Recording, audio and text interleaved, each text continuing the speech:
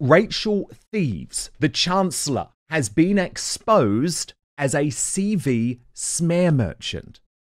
Now, my view on this is if she's prepared to lie about her past, then surely she will also lie about the state of the economy. Here's what's gone down. Alex Armstrong posted, Rachel Reeves allegedly lied on her CV. Guido Fawkes has today claimed that the Chancellor has greatly exaggerated her position at HBOS. Reeves claimed she was an economist on her CV, but it turns out she may have only worked in the complaints team. That was a small support unit which managed administration processes, IT matters, and small projects. This comes as she has also been exposed for lying about being a chess champion when she actually placed 26th. So can you believe this? Let's look at the Guido Fawkes story itself, because they have done God's work on this, and they say Rachel Reeves makes a lot of her time working as an economist. And she says that she moved to work at the Bank of Scotland. She always uses this term economist, but Guido actually spoke to colleagues of Reeves from her Bank of England days, and one described her as having a reputation for being effing useless. Now, she's constantly praised for having an economist brain, and she speaks of her time at HBOS in the midst of the financial crisis. But Guido probed these claims after numerous former colleagues of Reeves got in touch to raise questions over her CV. So let's look at the CV. It's very, very clear. She states on her LinkedIn that she was working as an economist at HBOS. But Guido reports this is not true. Guido can reveal that Reeves worked in a mundane support department of the bank, according to multiple former colleagues. Within the Halifax HBOS complaints team, there was a small support unit which managed administration processes, IT matters, and small projects and planning. It was a team of 3 people, far from the economics department. Can you believe this? And it gets worse, folks. It gets worse because Guido says Reeves has a tendency to be selective about the truth when it comes to her CV. Her chess champion myth is also a falsehood. Now, Guido reached out to the Reeves team. They did not deny she did not work as an economist for the bank, but instead said she covered various areas using her economist background. So let me bring the bombshells back in now.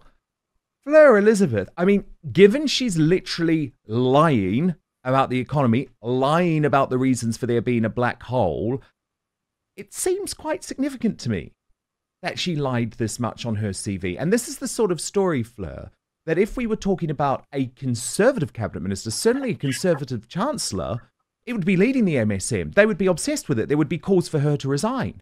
But instead, because it's their girl, because it's their woman, Rachel Reeves, there's radio silence about her past, which she has clearly lied about. Yeah, I think you could say the same about Mariana Spring, who works as the misinformation girl at the BBC. Now, If where's she she was on in, this? well, no, so she lied on her CV, saying that she'd done like presented the Olympics or something. Not quite like that, but she lied on her CV and then got this job as the misinformation girl. No, you're But right. yeah, You're if it completely was right. I the remember that. if it was this sort of alternative right-wing media and someone had lied about their background, the Eagles will be on them, like ripping them to shreds. I think it's very funny, this Rachel Reeves story, because you'll get like people graduating from university, maybe embellishing their CV a little bit. They might have been the dishwasher in a restaurant, but they'll put that they were a waiter. But this, like, she's the chancellor. Does she really need to be making stuff up to impress people at this point? I think what's unfortunate is she's clearly not as competent as we thought. Well, as some people thought. And people are always bigging her up as like, yes, the first female chancellor. Well, I would rather have a chancellor that's there on merit and because they're good at their job. And I'm absolutely dreading Wednesday for the budget. Oh, it's going to be terrible. But It's going to be yeah, I absolutely think terrible. But first, we've been told our whole lives that wrinkle creams were the easiest way to look younger. Now one doctor says that's nothing but old news. According to Dr. John Lake, the world-renowned Beverly Hills beauty expert, most wrinkle fixers on the market are nothing but glorified moisturizers. He says they hardly make a dent on your appearance, and some can even be harmful to your skin. Recently, Dr. Lake has focused his attention away from mainstream cosmetic practices. Why? So that he can pursue a revolutionary anti-aging breakthrough, one that some experts say could empty the wallets of the cosmetic industry. He says it's almost like Photoshop for your face. You may even be mad after seeing how easy it is to visibly erase wrinkles from view. His personal clients have dubbed his new do-it-yourself technique the age rewinder method because it can take years or even decades off your appearance in under 2 minutes. So in light of this amazing breakthrough, Dr. Lake has released a step-by-step video to the public, free and uninterrupted, where he outlines exactly how to use this simple solution from home. If this helps even one person look younger or feel more confident, I'll be thrilled knowing I helped, Dr. Lake told reporters. The video has since gone viral. At first, it was shared by users on Facebook, but since then, it's racked up over 2.3 million views and counting. So far, the comments and feedback have been outstanding, with thousands of women reporting they look decades younger. One viewer even commented, "Best results of anything I've used. I can't believe how well this works. I'll never stop using this. I don't understand how it works, but the results are great. Thank you." So you can find out more about this yourself right now. Go to bhmd1.com/outspoken, or you can just click on the link in the description box below. Let me repeat, bhmd1.com/outspoken. Now, there is one thing Dr. Lake asks from his viewers. If watching this video helps you look and feel younger than you have in years, then please share this video with your friends and loved ones. Together, we have the power to help as many women reclaim a youthful look as possible. So go watch the video at bhmd1.com/outspoken right now, or just click on the link in the description box below.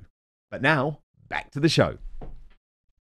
I have been enjoying, although it's at midday, PMQs. If it wasn't at midday, I would definitely be doing a drinking game of every time they say 22 billion pound black hole, take a shot, but I would probably be on the floor. And of course, that 22 billion pound black hole, they never mention the fact that a large deal of it is because they decided on these mega whopping above inflation pay rises for public sector workers, including train drivers who are getting over £70,000 now. They never talk about that, do they? But Amy Jemima, I think this fundamentally, for me, it's really serious. It shows that she is fundamentally a liar. Because I'm sorry, she's lying on the economy, and now she's lying about her past. I mean, that's bad to have a chancellor who's a liar.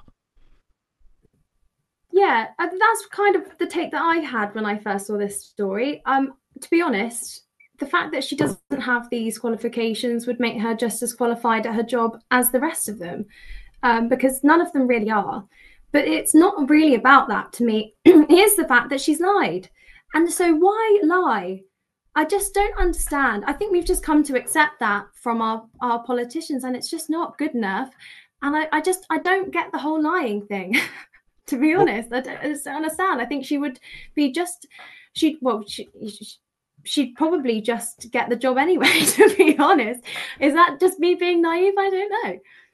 Well, the thing is that we accept it from our politicians who are on one side of the aisle, because it certainly was never accepted from Boris Johnson or from Rishi Sunak, or actually from any conservative politician.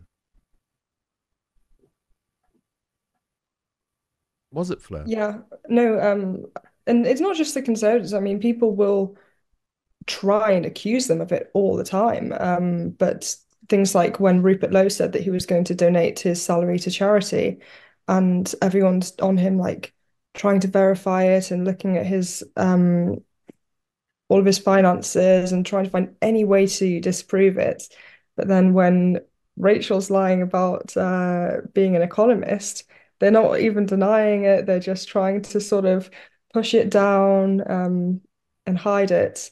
About the chess thing, that is strange. Now, I can't talk because I don't even know how to play chess, I full don't. stop. But I don't. But come on, we're not lying about being chess champions I when you came know. 26. I mean, look, she's embarrassing. I think she is embarrassing. I think the problem with this Labour cabinet is that they all feel they need to boost their qualifications because they have no qualifications. This is the ultimate Labour cabinet, a cabinet of union officials and public sector workers. Do you know not one senior cabinet member, Amy, has any business qualification whatsoever? Not one. No, it doesn't surprise me. It doesn't surprise me. I think the whole it's hard because I can't see this ever happening, but I think the whole system is a time again. This is nothing new to say, but it doesn't work. We don't have any trust in them because we know that they don't have any real qualifications to do real jobs. So I don't know what the answer is, Dan. But The answer is we suffer. It's definitely worth thinking about. What's the other option? I don't know if my internet's bad. Yes, no, we've got you. The answer is we suffer, unfortunately, and that is a very, very terrifying answer. Now, Well, sorry, Fleur. sorry, being an MP used to be a part-time job that people would go to after their job in the city. And so there weren't career politicians back then. We didn't have people who worked in diversity and inclusion at a council, then becoming an MP, like Absana Begum, and getting a council house as an MP. So that's what it is. They're representing themselves, and it's this cozy bubble. And they'll talk about the old boys club on the other benches, but they're just as bad, if not worse. Like they don't have any expertise. They're just career politicians, and they love everything that keeps them in their jobs and them in their bubbles. And it's this cozy world, and that's all that matters.